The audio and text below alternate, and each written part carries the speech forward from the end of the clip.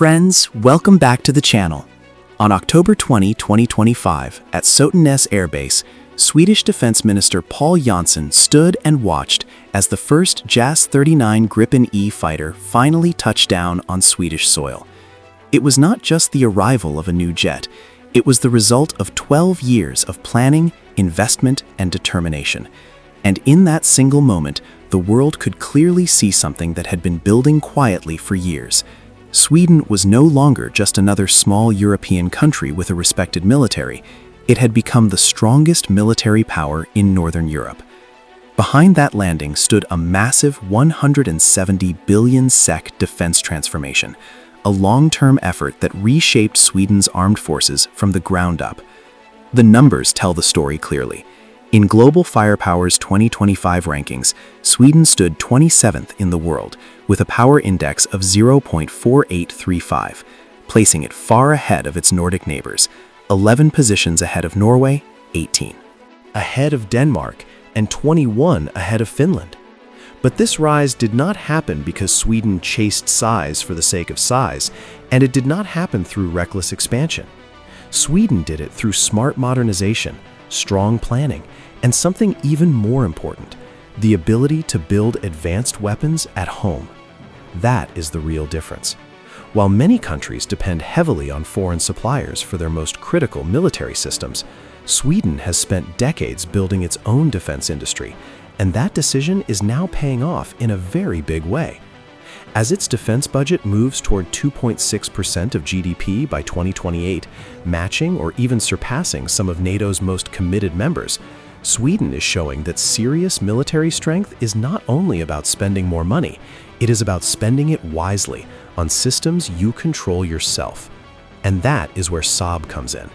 Saab is not just a defense company for Sweden, it is one of the main reasons Sweden now stands above the rest of the North. The Gripen is not only a fighter jet, it is a symbol of national independence, technological confidence, and strategic self-reliance.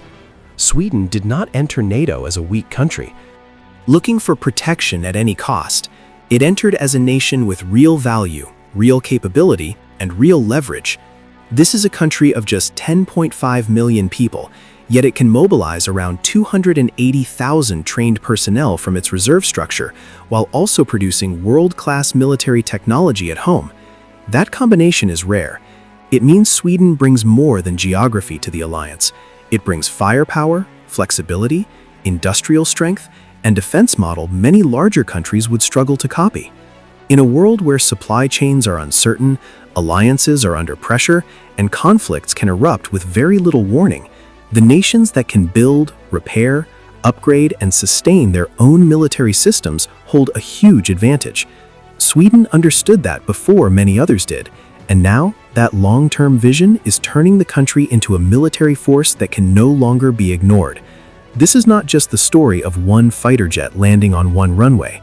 This is the story of how Sweden quietly built a military machine strong enough to dominate the Nordic region, strong enough to stand inside NATO as a capable equal, and smart enough to do it with technology designed under its own flag. And before we go deeper, take a second to like this video and subscribe. The JAS-39 Gripen E is not just another fighter jet. It is the most advanced version of Sweden's combat air power, built for modern war and built to survive in one of the most dangerous battle spaces in Europe. This aircraft gives Sweden a serious edge because it combines speed, smart technology, and its advanced electronic warfare system can be updated very quickly, sometimes within hours, to respond to new threats. That means the Gripen E is not a jet that stays static. It can adapt fast, and in modern combat, that matters a lot. It also carries the deadly Meteor missile, a beyond visual range weapon designed to give pilots the advantage of seeing the enemy first and striking first. Defense expert Justin Bronk of Rusi explained the Gripen very clearly, saying it was designed to counter Russian surface-to-air missile systems and fast enemy jets by flying very low, using its internal electronic warfare system, and being easy to maintain and operate from dispersed bases. That point is critical because Sweden's strategy is not only about having strong fighters, it is about keeping them alive and combat ready even during a real war. And this is not just theory on paper. In 2025, Gripen CD detachments were already deployed to Malbork Air Base for NATO enhanced air policing, showing that Sweden's fighters could work smoothly inside NATO operations even before the Gripen E fully entered service.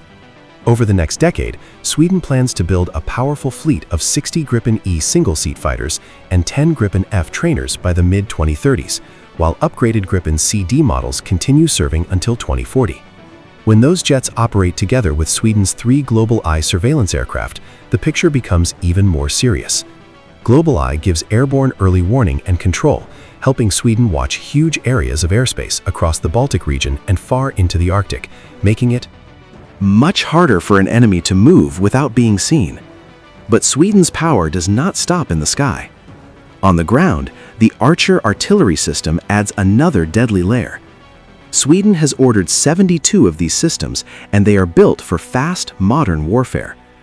Archer can fire 3 aimed 155mm shells and then move again within just 75 seconds, making it extremely difficult for enemy forces to hit back with counter-battery fire. That kind of speed can decide battles. 8 Archers have already been donated to Ukraine, where they proved how dangerous this system really is in real combat.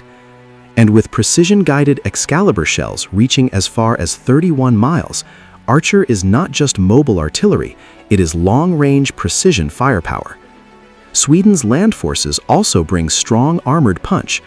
Around 120 Leopard 2 tanks, even after some were sent to Ukraine, work alongside roughly 500 CV-90 infantry fighting vehicles to create fast and flexible armored formations that can hit hard and move quickly across difficult terrain.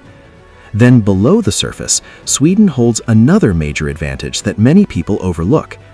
Its Gotland-class submarines and the future Blekinge-class boats are among the quietest diesel-electric submarines in Europe.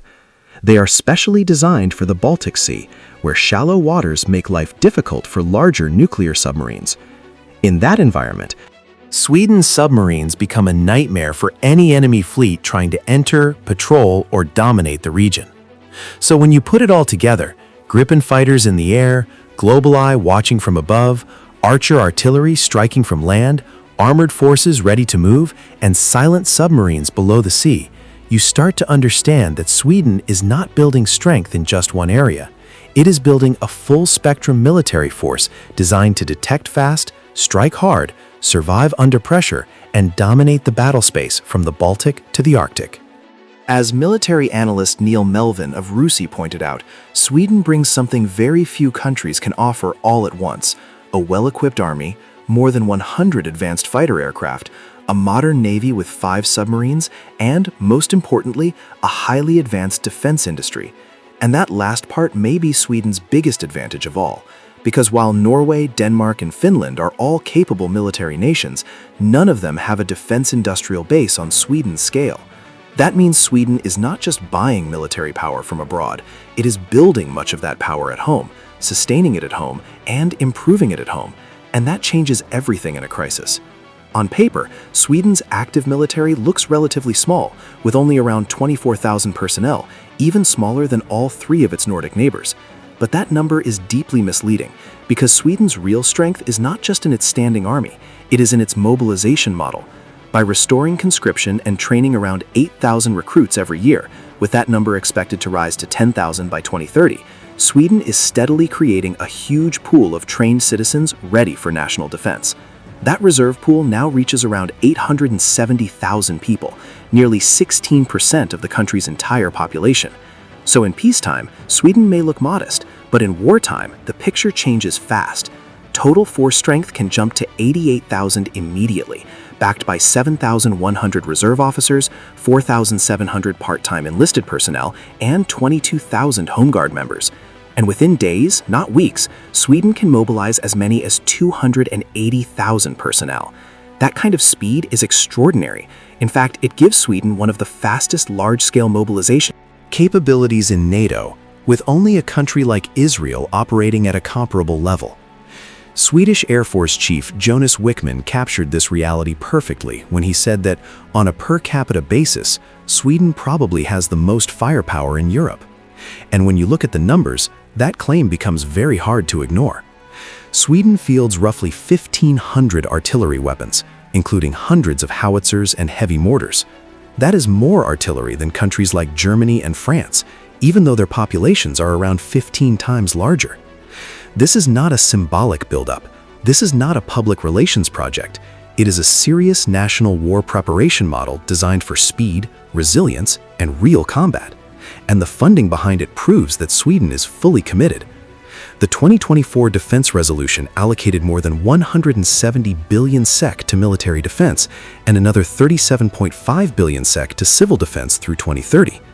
Defense spending reached 2.2% of GDP in 2024 and is expected to rise to 2.6% by 2028, putting Sweden above NATO's minimum target and ahead of many other European members. Even more telling, the 2026 defense budget alone rises by 18% compared with 2025, showing that Sweden is not slowing down, it is accelerating. Then came the strategic turning point. In March 2024, Sweden officially became a NATO member, and that decision changed the entire security map of Northern Europe. Sweden's entry extended NATO's border with Russia by about 1,300 kilometers, expanded the alliance's reach deep into the Arctic, and brought in something NATO urgently needs: advanced indigenous military technology from a country that knows how to design, produce, and support its own systems. But Sweden did not enter NATO as a nervous state looking for shelter. It joined as a technologically advanced partner, a country that strengthens the alliance from day one. And the world is noticing. The export deal for 17 Gripen E fighter jets to Colombia, signed in November 2025, showed that Swedish defense technology is not only respected in Europe, but is also in global demand. That is why Sweden's rise matters so much. This is not just a story about one country spending more on defense. This is the story of a nation that built a military system with depth, speed, industrial independence, and strategic value, and then stepped into NATO not as a dependent member, but as one of the alliance's most capable new assets. Sweden's military rise is no longer just a national story. It is now part of NATO's wider warfighting system. The Archer artillery system, the GlobalEye surveillance aircraft, the CV-90 fighting vehicles, and Sweden's advanced submarine technology are all being woven into NATO's collective defense structure, giving the alliance more speed, more awareness, and more firepower across Northern Europe. Swedish Defense Minister Paul Jansson made the country's position clear when he said, "Sweden's ambition is to be a credible, reliable, and loyal ally," and the speed of Sweden's integration shows those were not empty words. Joint military exercises with the United States, the United Kingdom, and Baltic partners now happen regularly, helping Sweden fit quickly into NATO operations. Intelligence cooperation, including partial links with the Five Eyes network, is also strengthening Sweden's ability to see threats earlier and react faster.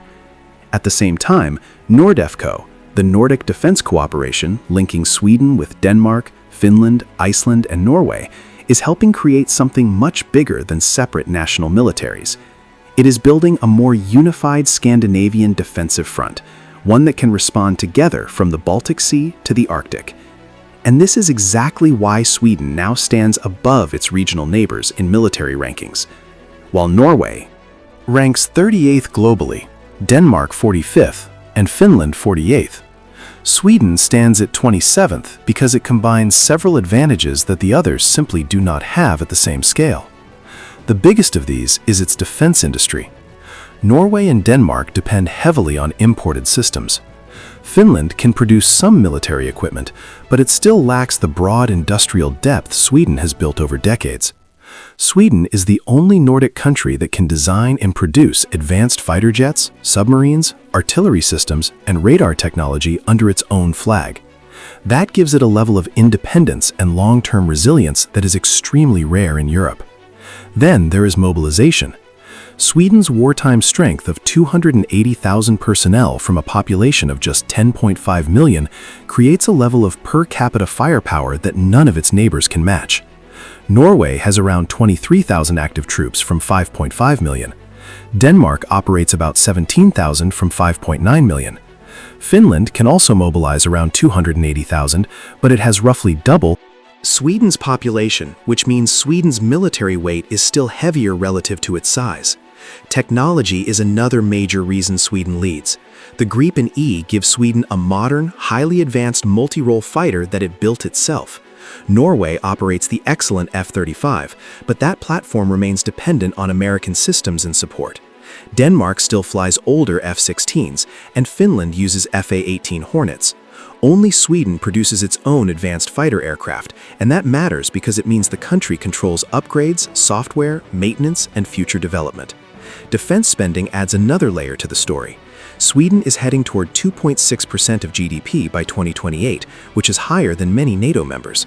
Norway spends around 2.1%, Denmark about 1.8%, and while Finland reached 2.4% in 2024, it still does not have the same domestic industrial base to keep that spending inside its own defense economy.